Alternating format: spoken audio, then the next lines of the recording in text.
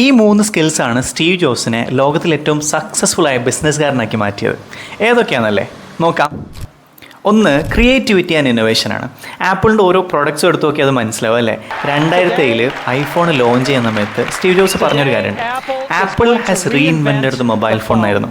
കാരണം ലോകം അന്നേ വരെ കാണാത്തൊരു ടെക്നോളജി ആയിരുന്നു അദ്ദേഹം അന്ന് ഇൻട്രൊഡ്യൂസ് ചെയ്തത്. ഒരു മൊബൈൽ ഫോണിൻ്റെ ചിപ്പും ഐപോഡിലെ മ്യൂസിക്കും അതുപോലെ വലിയ സ്ക്രീനും ഒരുമിച്ച് കഴിഞ്ഞാൽ ഒരു വിപ്ലവം തന്നെ ഉണ്ടാക്കാമെന്ന് അദ്ദേഹം വിശ്വസിക്കുകയാണ്. 2, സ്റ്റോറി ടെല്ലിംഗ് ആണ്.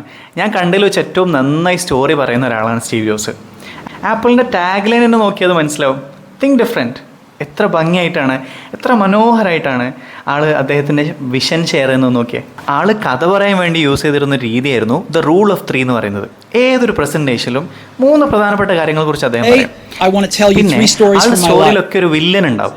ഒരു പ്രൊഡക്റ്റോ അല്ലെങ്കിൽ ഏതെങ്കിലും നിലവിലുള്ള ഒരു സിസ്റ്റമോ അങ്ങനെ എന്തെങ്കിലും ആയിരിക്കും ആ വില്ലൻ. ആ പ്രോബ്ലത്തിനുള്ള സൊല്യൂഷനായിട്ടാണ് അദ്ദേഹം ഒരു പ്രൊഡക്റ്റ് ഇറക്കുന്നത്. 3, critical thinking and problem solving ആണ്. ആ സമയത്ത് ഫോണിൽ ഒരുപാട് ബട്ടൺസും കീബോർഡ്സും ഒക്കെ ഉണ്ടായിരുന്നു. അദ്ദേഹം എന്ത് ചെയ്തു, ഇതൊക്കെ മാറ്റിയിട്ട് എല്ലാം കൂടെ ഒറ്റ സ്ക്രീനിലേക്ക് മാറ്റി എന്നുള്ളതാണ്.